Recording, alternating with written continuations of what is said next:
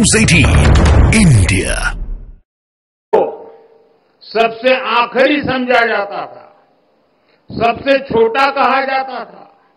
आज सबसे बड़ी योजनाएं उसी के लिए बनी है। इस योजनाओं का दुनिया में सबसे बड़ी सरकारी योजनाएं कहा जा रहा है। आप देखिए, कोरोना की इतनी बड़ी मुश्किल आई, हमने 80 करोड़ गरीबों को मुफ्त राशन की योजना चलाई। कोरोना के बाद भी हमने मुफ्त राशन देना बंद नहीं किया, क्योंकि हम चाहते हैं कि जो गरीब अपने पैरों पर खड़ा हुआ है वो लंबी दूरी तय करे, उस पर अतिरिक्त बोझ न आए। ऐसी योजना इतने बड़े पैमाने पर दुनिया के किसी भी देश में नहीं है। हमने स्वच्छ भारत अभियान चलाया, देश के हर गांव में हर परिवार के लिए मुफ्त शौचालय बनाया। इसका लाभ सबसे ज्यादा दलित, पिछड़े हमारे परिवारों को, खासकर हमारी एससी, एसटी, ओबीसी माताओं बहनों को हुआ है। इन्हें ही सबसे ज्यादा खुले में शौच के लिए जाना पड़ता था, परेशानियां उठानी पड़ती थी। आज देश के गांव-गांव तक साफ पानी पहुंचाने के लिए जल जीवन मिशन चल रहा है। 5 वर्षों से भी कम समय में 11 करोड़ से ज्यादा घरों तक पाइप से पानी पहुंचाया गया है। करोड़ों गरीबों को मुफ्त इलाज के लिए आयुष्मान कार्ड मिला है।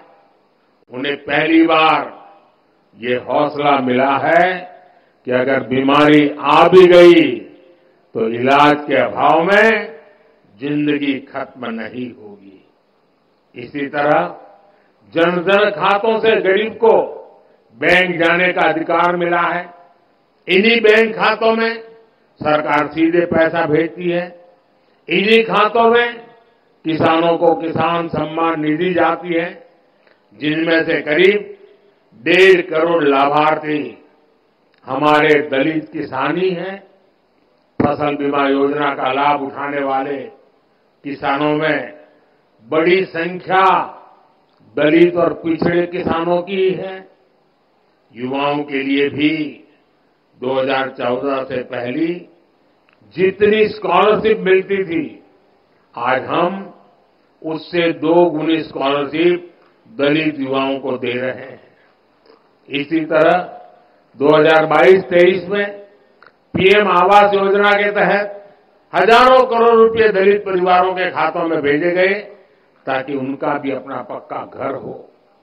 और भाइयों बहनों, भारत इतने बड़े बड़े काम इसलिए कर पा रहा है क्योंकि आज दलित, वंचित, पिछड़ा और गरीब के लिए सरकार की नीयत साफ है। भारत ये काम इसलिए कर पा रहा है क्योंकि आपका साथ और आपका विश्वास हमारे साथ है। संतों की वाणी हर युग में हमें रास्ता भी दिखाती है और हमें सावधान भी करती है। रविदास जी कहते थे, जात पात्र के फेर मही, उर्जी रही सब लोग, मानुष ताकू खात है, रैदास जात कर लोग। अर्थात ज्यादातर लोग जात पात के भेद में उलझे रहते हैं, उलझाते रहते हैं। जात पात का यही रोग मानवता का नुकसान करता है। यानी जात पात के नाम पर जब कोई किसी के साथ भेदभाव करता है तो वो मानवता का नुकसान करता है। अगर कोई जात पात के नाम पर किसी को भड़काता है तो वो भी मानवता का नुकसान करता है। इसलिए भाई और बहनों, आज देश के हर दलित को, हर पिछड़े को एक और बात ध्यान रखनी है। हमारे देश में जाति के नाम पर उकसाने और उन्हें लड़ाने में भरोसा रखने वाले इंडी गठबंधन के लोग दलित, वंचित के हित की योजनाओं का विरोध करते हैं। और सच्चाई ये है कि ये लोग जाति की भलाई के नाम पर अपने परिवार के स्वार्थ की राजनीति करते हैं। आपको याद होगा, गरीबों के लिए शौचालय बनाने की शुरुआत हुई थी तो इन लोगों को उन्होंने इसका भी मजाक उड़ाया था, उन्होंने जनधन खातों का भी मजाक उड़ाया था, इन्होंने डिजिटल इंडिया का विरोध किया था। इतना ही नहीं, परिवारवादी पार्टियों की एक और पहचान है, ये अपने परिवार से बाहर किसी भी दलित, आदिवासी को आगे बढ़ने नहीं देना चाहते। दलित, आदिवासियों का बड़े पदों पर बैठना इन्हें बर्दाश्त नहीं होता है। आपको याद होगा, जब देश में पहली आदिवासी महिला राष्ट्रपति बनने के लिए महामहिम द्रौपदी मुर्मू जी चुनाव लड़ रही थी, तो किन किन लोगों ने उनका विरोध किया था, किन किन पार्टियों ने उन्हें हराने के लिए सियासी लामबंदी की थी? वे सब की सब यही परिवारवादी पार्टियां आई थी जिन्हें चुनाव के समय दलित, पिछड़ा, आदिवासी अपना वोट बैंक नजर आने लगता है। हमें इन लोगों से, इस तरह की सोच से सावधान रहना है। हमें जातिवाद की नकारात्मक मानसिकता से बचकर रविदास जी की सकारात्मक शिक्षाओं का पालन करना है। साथियों, रविदास जी कहते थे, 100 बरस लो जगत मही, जीवत रही करू काम। रविदास कर्म ही धर्म है, कर्म करहु निष्काम। अर्थात 100 वर्ष का जीवन हो तो भी पूरे जीवन हमें काम करना चाहिए, क्योंकि कर्म ही धर्म है। हमें निष्काम भाव से कर्म करना चाहिए। संत रविदास जी की शिक्षा आज पूरे देश के लिए है।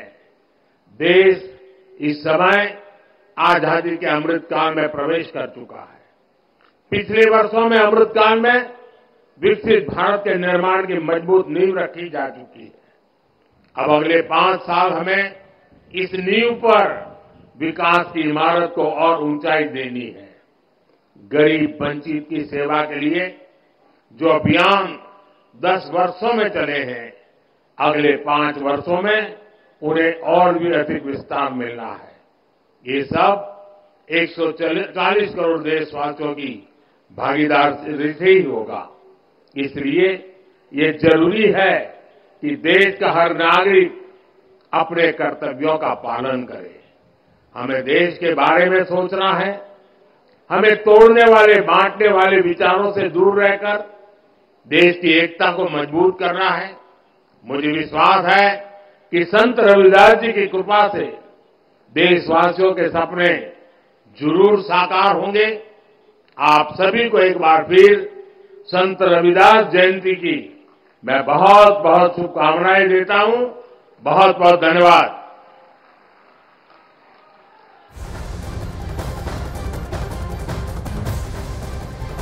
नरेंद्र मोदी को आप सुन रहे थे।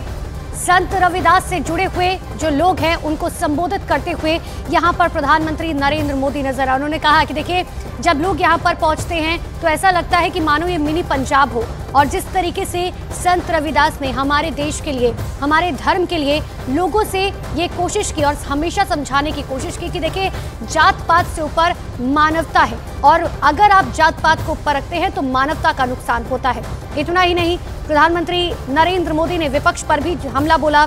जाति के भेद में उलझाने की कोशिश जो है, जो लोग कर रहे हैं, उनसे हमें दूर रहने की कोशिश करनी चाहिए।